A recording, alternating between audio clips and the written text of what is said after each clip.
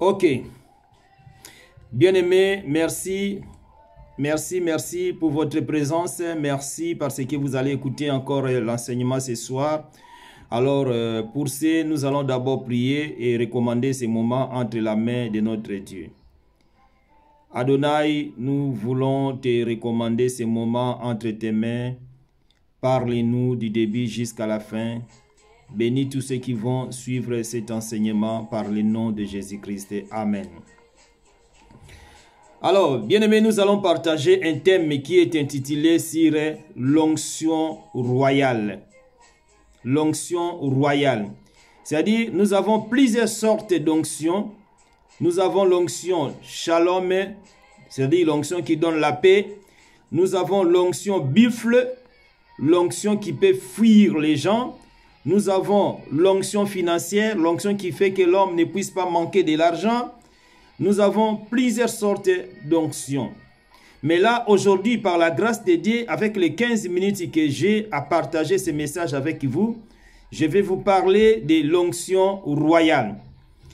Alors, avant de commencer mon message, je vais d'abord donner la définition du mot l'onction.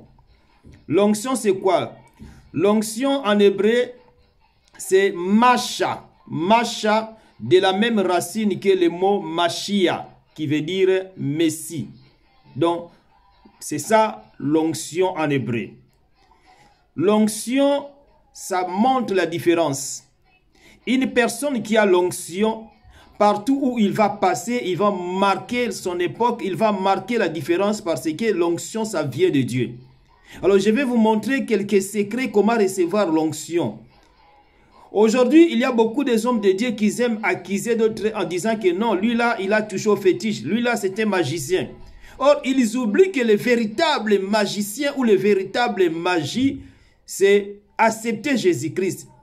Quand vous acceptez Jésus-Christ et que vous mettez la parole de Dieu en pratique, vous demeurez dans la vie de sainteté, dans la vie de prière, bien-aimé. Dieu va vous oindre avec une forte onction et partout où vous allez passer, vous allez prêcher la parole de Dieu avec les signes et les prodiges qui vont vous accompagner.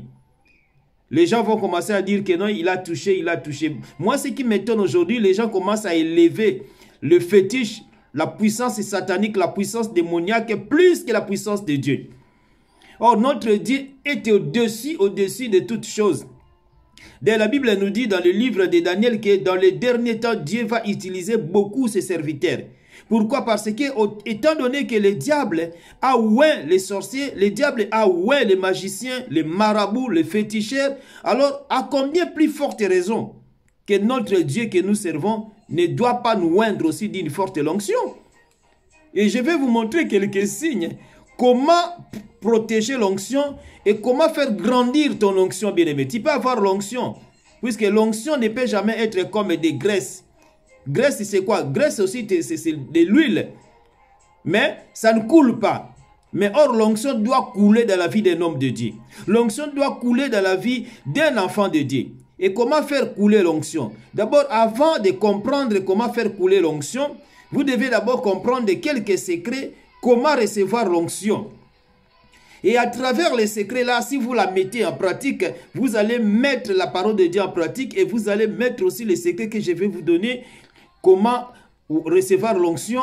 Bien-aimé, partout où vous allez passer, il y aura des signes, il y aura des prodiges et des miracles qui vont vous accompagner. Pourquoi? C'est parce que si nous lisons dans la Bible, dans le livre de Matthieu, où je vais lire ces versets rapidement, dans le livre de Matthieu, chapitre 7, au verset 7, d'ailleurs, c'est un verset que tout le monde connaît, c'est un verset qui est connu de tout le monde, même les païens connaissent bien ces versets. La Bible dit, « Demandez et l'on vous donnera. Cherchez et vous trouverez, frappez et l'on vous ouvrira. » C'est-à-dire, une personne qui demande, surtout si vous demandez l'onction pour la gloire de Dieu, pour l'œuvre de Dieu, Dieu va vous donner même au-delà de ce que vous avez demandé. Alors, avant de vous montrer quelques signes ou quelques points très capitaux, très importants pour recevoir l'onction et pour garder l'onction, je vais commencer d'abord à vous parler l'histoire de David. Comment David était oint pour régner en Israël. Nous allons lire dans la Bible, dans le livre de 1 Samuel chapitre 16, on va lire du verset 7 jusqu'au verset 13. Je lis la parole de Jésus par le nom de Jésus-Christ. La Bible dit, et l'Éternel dit à Samuel, ne prends point garde à son apparence et à la hauteur de sa taille, car je l'ai rejeté. L'Éternel ne considère pas ce que l'homme considère. L'homme regarde à ce qui frappe les yeux, mais l'Éternel regarde au cœur.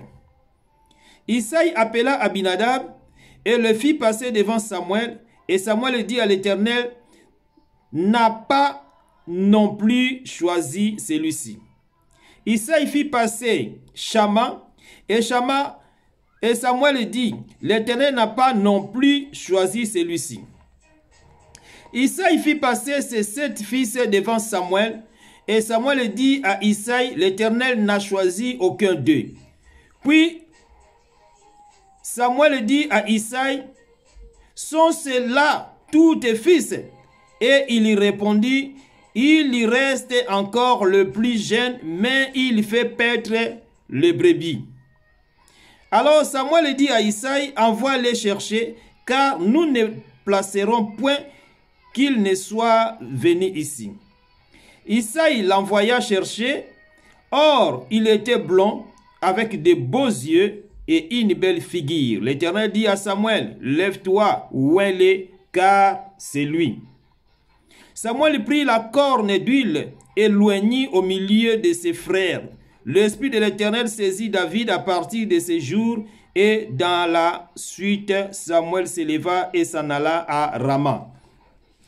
La Bible nous parle de l'histoire des jeunes David qui était choisi pour régner en Israël. D'abord, je vais commencer quand même à vous expliquer quelque chose pour une meilleure compréhension. Israël était dirigé par des juges. Alors, arrivé à un certain moment, étant donné que le fils de Samuel ne marchait pas bien selon la parole de Dieu, ils ont commencé à commettre des péchés, ils ont commencé à coucher avec les femmes. Dans les temples, ils ont commencé même à manger des viandes qui étaient destinées pour l'Éternel. Et les enfants d'Israël ont commencé à murmurer contre les enfants de Samuel. Alors, Dieu va maintenant décider de faire ce que le peuple d'Israël avait demandé. Qu'est-ce que le peuple d'Israël avait demandé? Le peuple d'Israël avait demandé qu'il soit dirigé comme les juges. D'abord, bien sûr, le peuple d'Israël avait demandé qu'il soit dirigé, qu'il ne soit pas dirigé par des juges, mais qu'il soit dirigé par des rois. Ils avaient mal commis, mais normalement, si vous méditez bien cette histoire, vous allez comprendre que les enfants d'Israël avaient quand même raison de réclamer. Pourquoi? Parce que les enfants de Samuel avaient mal commis. Il y a des fois, nous les leaders, nous commettons des choses qui ne sont pas dignes devant le Seigneur, et ce qui fait que les fidèles deviennent des rebelles, parce qu'ils ont vu en nous, au lieu de montrer l'exemple, mais nous avons commis des choses qui n'étaient pas agréables aux yeux de l'Éternel. Alors ici, la Bible nous parle que, étant donné que les enfants d'Israël étaient dirigés par les juges, ils se sont décidés en disant que non, à partir d'aujourd'hui, nous ne voulons plus être dirigés par les juges, nous voulons maintenant être dirigés par les rois comme font d'autres nations. Ils ont abandonné les juges, ils ont préféré être dirigés par les rois. Or, Israël était une nation qui était mise à part. Était une nation qui était mise à part parce que c'était un peuple choisi par Dieu lui-même. Alors, le Seigneur dira à Samuel, tu vas faire ce que le peuple a demandé, comme il veut qu'il soit dirigé par les rois, mais pas par les juges. Alors, tu vas choisir, je vais te montrer qui va diriger ce peuple. Qu'est-ce qui va arriver? Il y avait eu maintenant dans la famille de Saoul, qui avait souvent l'habitude de perdre des choses, comme dans beaucoup de familles, ils ont souvent ces problèmes de perdre des choses, de perdre des personnes très chères, de perdre l'argent, de perdre peut-être des postes très importants. Alors, dans la famille de Saoul aussi, ils avaient l'habitude de perdre beaucoup de choses. Qu'est-ce qui va arriver? Ils avaient perdu des brebis, des ânesses. Alors, pendant que Saoul était allé à la recherche des ânesses, il s'est rencontré avec le prophète Samuel. Vous connaissez l'histoire, puisque là, je n'ai pas vraiment assez de temps pour tout développer parce que je n'ai que 15 minutes. Alors, comme David et Saoul étaient allés à la recherche des ânesses perdues, il s'est rencontré avec les prophètes. Et le prophète lui dira que Dieu t'a choisi, c'est toi qui vas diriger Israël, qui est le peuple de Dieu. L'histoire nous dit ceci, que David et Samuel avaient oué Saoul avec l'huile qui était dans une bouteille. Il y a une différence entre l'onction de David et l'onction de Saoul. Vous allez comprendre que l'onction qu'on avait oué Saoul était dans une bouteille. Or, une bouteille, c'est une chose qui a été faite par les mains des hommes. La raison pour laquelle la royauté du roi Saoul était selon la volonté des hommes, ce n'était pas selon la volonté de Dieu. Puisque une bouteille, quand ça tombe par terre, ça se casse facilement. Mais vous allez remarquer que quand David était oint pour devenir roi en Israël, l'huile qu'on avait oint David était dans une corne. Or, corne, c'est une chose qui a été créée par Dieu lui-même.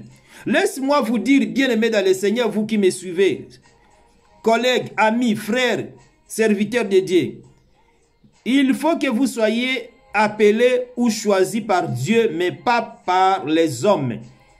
Saoul était choisi par les hommes. La raison pour laquelle, quand Israël était en guerre contre les Philistins, Saoul devait attendre l'arrivée du prophète Samuel pour donner l'holocauste à l'Éternel et commencer à attaquer les ennemis. Et comme Saoul avait vu que le peuple commençait à disperser, il n'avait plus la patience d'attendre les prophètes, il avait donné l'holocauste à l'Éternel. Et quand le prophète Samuel avait arrivé, il lui a demandé qu'est-ce que tu as fait. Et Saoul va répondre en disant, mais non, tu vois, tellement que j'ai vu le peuple commencer déjà à se disperser, alors toi tu tardais pour arriver, j'ai déjà donné l'holocauste à l'Éternel. Et Saoul va réprimander Saoul. Samuel va réprimander Saoul en disant, mais est-ce que c'est Dieu qui t'avait ordonné de faire ça? Tu devais m'attendre. Pourquoi tu as fait comme ça? Alors Dieu t'a rejeté.